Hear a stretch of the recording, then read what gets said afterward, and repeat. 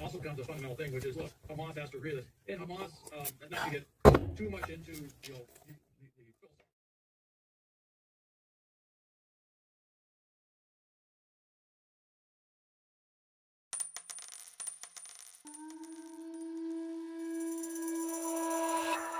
All right, Cowboy Nation, welcome back to the Gridiron Sports Podcast. You already know who it is. It's your guy, Majestic Sounds. The Dallas Cowboys lost again, ladies and gentlemen, boys and girls. But I'm not as upset as I previously have been. I did see some good things. Monday Night Football against the Houston Texans.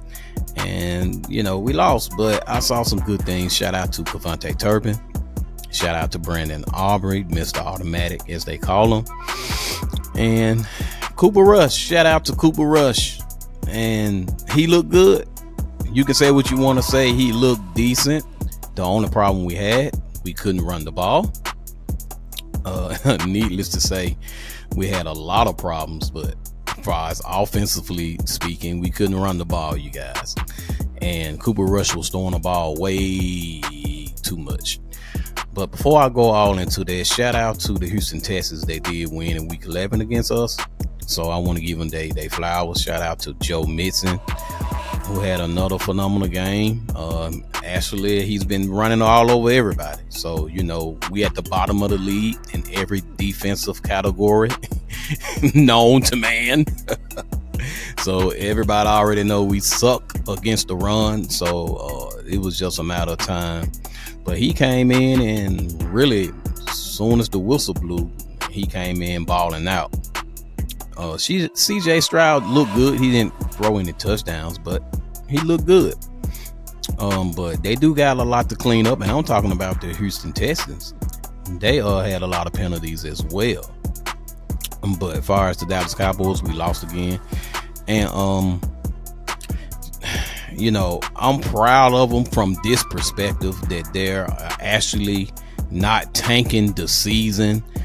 And a lot of people saying otherwise, that they should tank the season. They should try to get a high draft pick.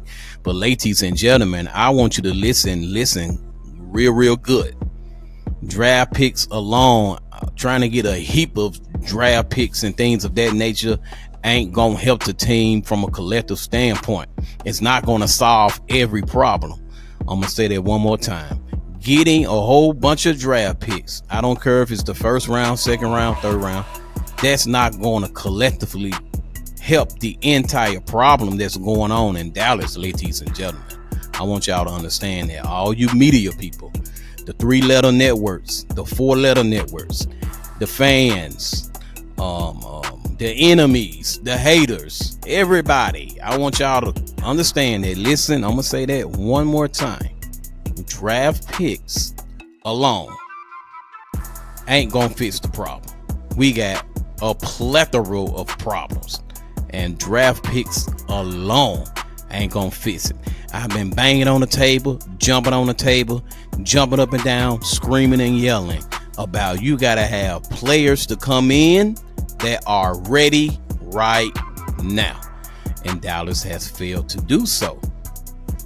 So draft picks alone not going to help this problem. The best thing to do, play out the year, see what's going to happen. You never know. The NFL season is a long season. You got 18 weeks in the NFL, and we're at week 11, so that means we got 7 more weeks, ladies and gentlemen. So it'll behoove the Dallas Cowboys to continue to play. So that's what they're going to do. They're not going to roll over and play dead. They're not going to tank the season. The way it's looking, that's what it looked like to me. For the first 2 quarters, we look competent. First 2 quarters, we look good. I just think we gave up on the running game too soon. I seen flashes of Rico Dowdle picking up 5 yards here. I think he even picked up a 9-yarder on 1 carry. But we went away from the run a little too quick. We was okay. Even in the early part of the 3rd quarter, we was okay. But ladies and gentlemen, I gotta be honest. I can't sugarcoat this. This is what happens when you have high expectations for younger people, young players that don't have experience and they don't have reps, they're going to make rookie mistakes. The pre-snap penalties are going to happen. Offsides going to happen. Stuff like that going to happen when you're playing undisciplined and you got a lot of young players, first-year players, second-year players, third-year players out there on the field. I already said this over and over and over again. Jerry Jones and Stephen Jones expect for us, the Dallas Cowboys, to win with less this year. Less experienced players. And that is coaching problem, and that is the front office problem. To put all that weight, pressure, and expectation on a group of young people. Why? And the left guard, no, not the left guard, but the left tackle.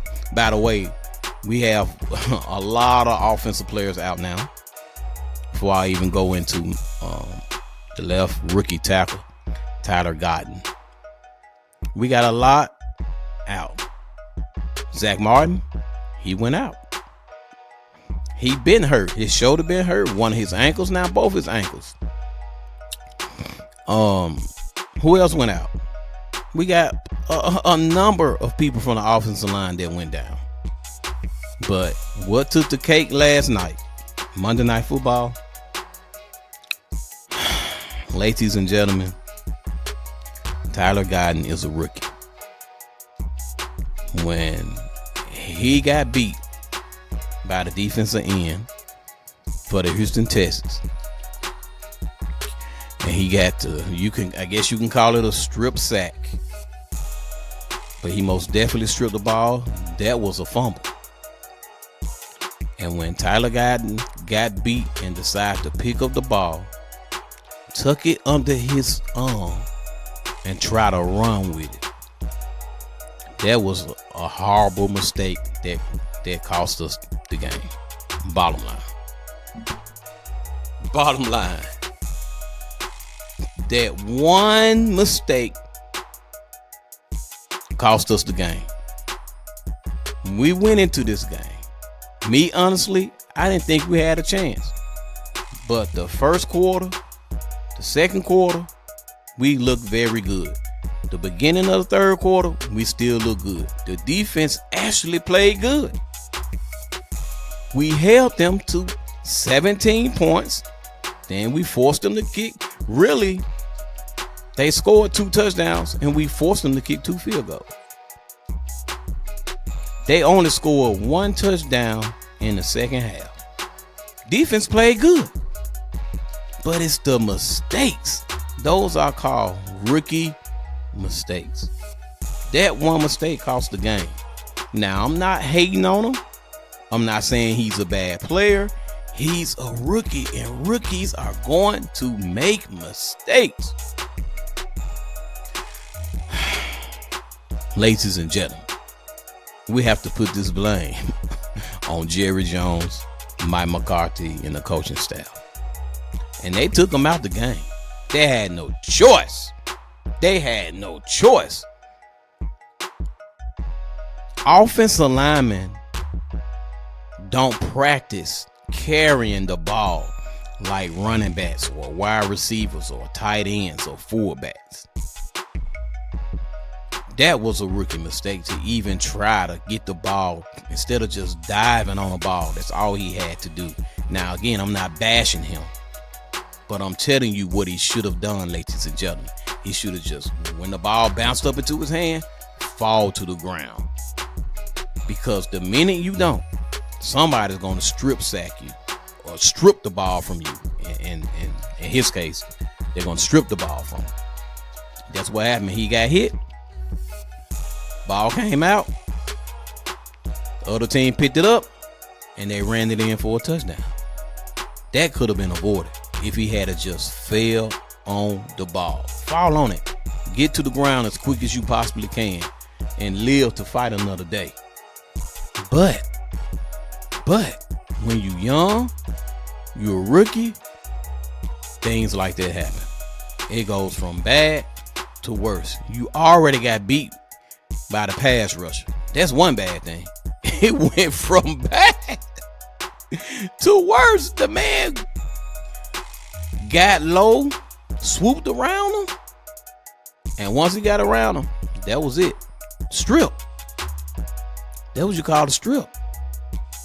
It wasn't a forward pass. His arm was still going back. He got there right on time, stripped the ball out of his hand. You can call it a strip sack if you want to. The rookie had a chance to lay on the ball. He decided to get it and try to run with it. And they do not practice. Linemen do not practice carrying the ball. They don't. That ain't their job. What he was doing was out of his job description. And we paid the price. I'm not going to blame it totally on him. I'm going to put some of that on the coaching staff. And I'm going to put it on Jerry Jones too.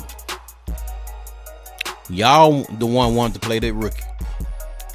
Y'all are the one that want to play all these young players with no experience in the National Football League. That was y'all decision to put those guys out there. So, Cowboy Nation, it is what it is. Another blowout at home.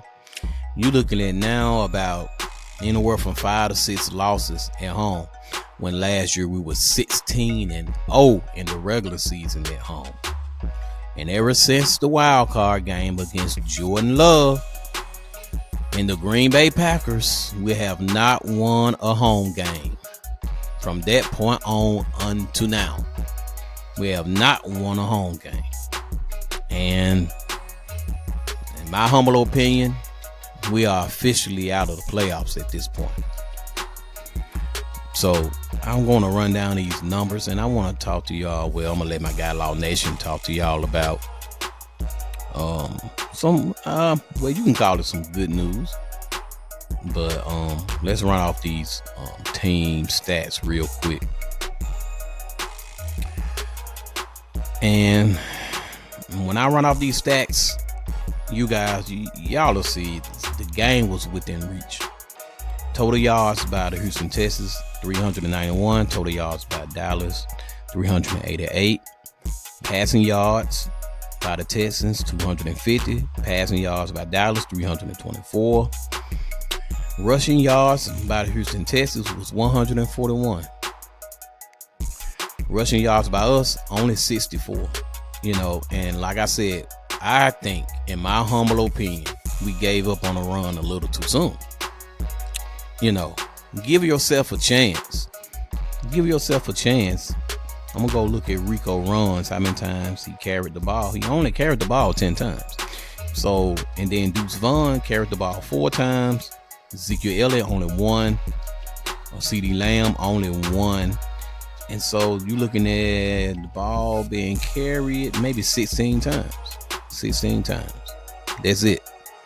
And so, and obviously Cooper Rush threw the ball 55 times to only 16 run plays. That's a problem. And I get it. Once you get behind, you have to throw the ball. But I'm talking about when the game was still in reach. The game didn't get out of reach till like midway through the third quarter. So the game was in reach most of the game. But they decided to throw. You know, so that goes back to play calling. That goes back to the play caller, which is Mike McCarthy. Like I've been telling you guys, I just don't like his play calling, his sequential part of the play calling, his formational part of the play calling, his game planning. None of that. I don't like it. I don't like it. Now, we look a little better. We did move the ball more. And then, you know, we had some help because the Texans played a little sloppy. If you want to, you know, just be honest about it. They weren't crisp. Both teams were sloppy. I think both teams had the same amount of penalties. Yeah, both of them had 9 penalties. The Texans had 9 for 69 yards, and we had 9 for 66 yards. We threw an interception. They threw an interception. We had 1 sack, but they allowed 1 sack, should I say. But we allowed 5 sacks. So our offensive line is depleted at this point. Quite a few of them got hurt. And then, you know, the situation I just explained about Tyler Guyton. and all of that don't fall on him. It's just like I said, ladies and gentlemen, when you expect these young guys, you're just putting too much on them. You expect them to go out there and perform at a high level, and they just don't have the experience a savvy veteran have. They don't. So all of this falls on the coaching staff, and all of this falls on the front office with Jerry and Stephen Jones.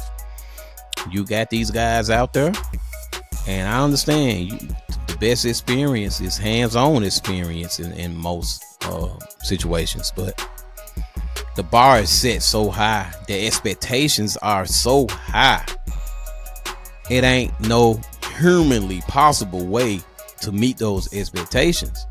Everybody, every year, we want to look for a Super Bowl. Every year, the expectation is a Super Bowl. And you know these players can't meet that. They don't have enough reps in the National Football League. And so that's why you're supposed to keep veterans on your team at every position. And then if you know you're going into a season where guys are already hurt, in Deron Bland case and Sam Williams case, then you go get said player. And then you go get a player that can make an impact right now. Not later on, not next year, but right now. So all of this falls on Jerry Jones, in my humble opinion, and of course the coaching staff. Anytime you're throwing a ball 55 times and you're only running 16 times, that falls on the coaching staff. All right, ladies and gentlemen, I'm about to close here, as the preacher would say. But before I leave you, I do want to talk about one thing. I don't typically talk about the draft while the season is going on. I normally do that during the off season, but an interesting topic has been floating around about Michael Irvin, playmaker, lobbying for Deion Sanders, Coach Prime, to be the next coach for the Dallas Cowboys. You know, to me, that's a little far-fetched. Probably won't be possible, but then again, you never know. Anything is possible. It just depends on what Dallas want to do. But history tells us that Dallas like to go with people they're more familiar with. They like to take the conventional route, the traditional route, versus the non-traditional route. But Coach Prime is phenomenal. I can't take nothing away from Coach Prime. He's phenomenal. Every team he's been through, from a coaching perspective and from a player perspective, every team he ever been on succeeded. So he knows what it takes to win, and that's what we need. We need a winning culture over here in Dallas, and Coach Prime would be a guy that will bring in a winning culture, a winning philosophy, a winning mindset, if you will. Now, this is my guy Law Nation. I'm gonna play a clip of him talking about Michael Irvin. I think he's gonna play a few clips as he explains some of these things. So normally I don't really talk about off-season type stuff during the season, but I will make an exception today because it's just something to think about. All right, here we go, ladies and gentlemen. Hopefully everything will work right. Let's see here.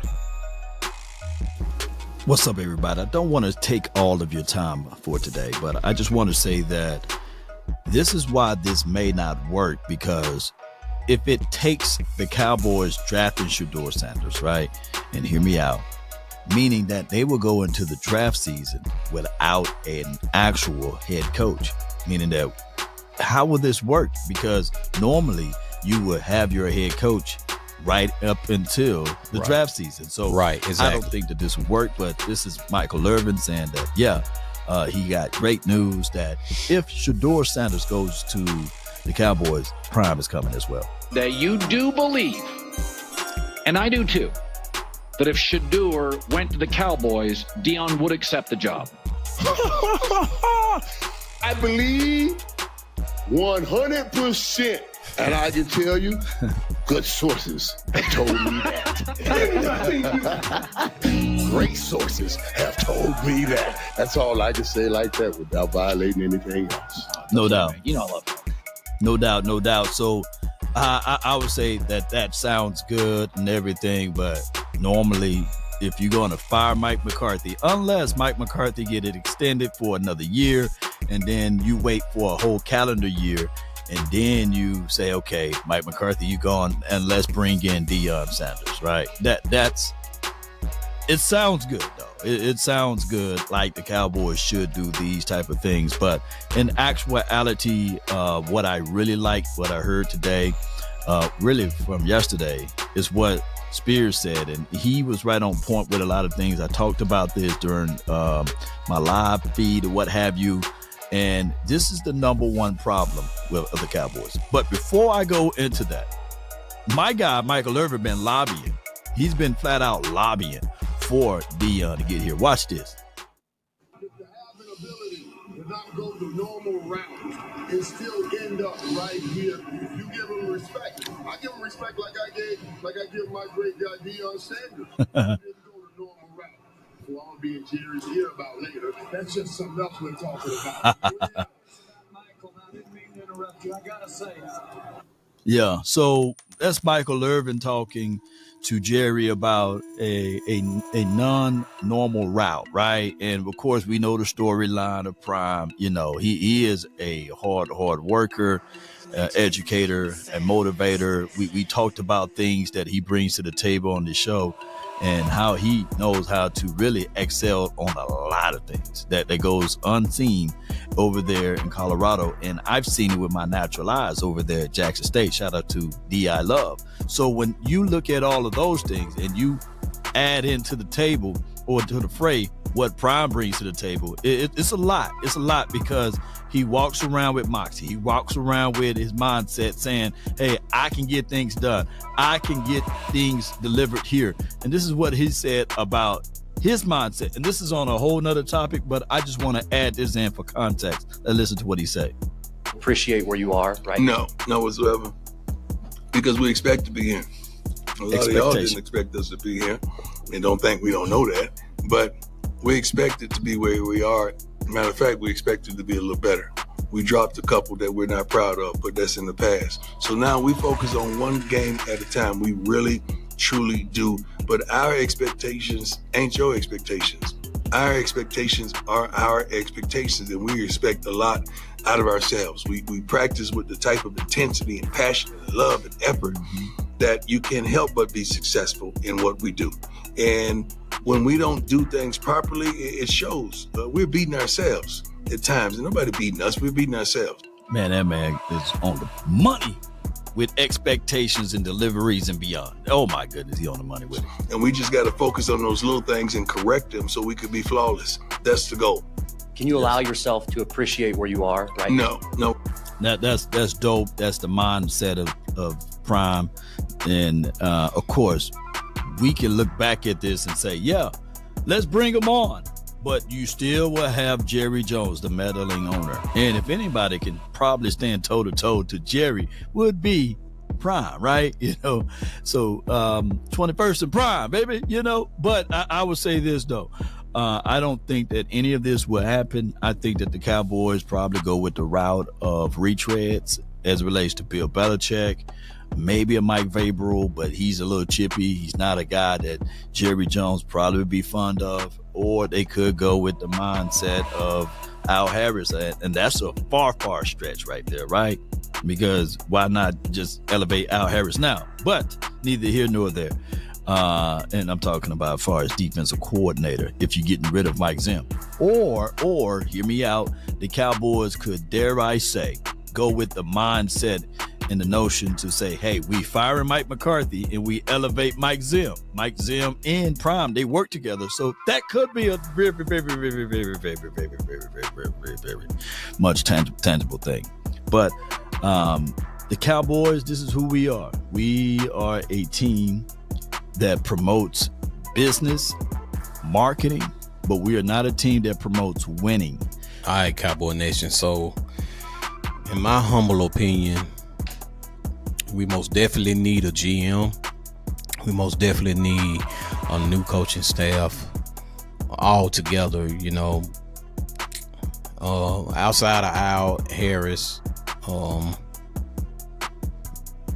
just revamp the whole thing, you know, and Jerry Jones should just fire himself as the GM and get him a general manager, a real one, a football guy that knows how to be a general manager, that knows how to bring in the right personnel, that will get with the coaching staff and they work together on bringing in people, players, coaches that can make things happen.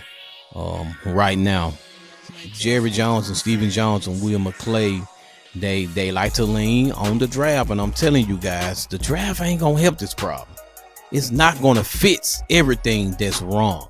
I can't stress that enough, ladies and gentlemen, Cowboy Nation. So a GM is most definitely needed. A new head coach. You may can keep a few of the coaches, but not many. Not many. You don't want to. You don't want to. And that's just real talk. You want to get rid of everybody that's affiliated and associated with Mike McCarthy. So I don't know if they're going to keep Mike Zim. He's on a 1-year contract. Let's not forget that. We got a lot of the coaching staff that's on a 1-year contract. So Mike McCarthy will be gone. He will be gone. After this, he will be gone. I don't see them renewing his contract or anything of that nature.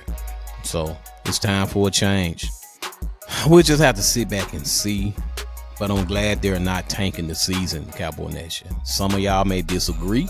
That's y'all, that's y'all opinion on that. Listen, you feel the way you feel. Me personally, don't tank the season just to get some draft picks, when that ain't gonna help the whole problem. It may look good on paper, but it ain't gonna help the whole problem. We got us a top 5 draft pick. Okay, and what else you got outside of that? You got you a top 5 draft pick who still gotta learn the game, who still gotta make that transition from college to pros.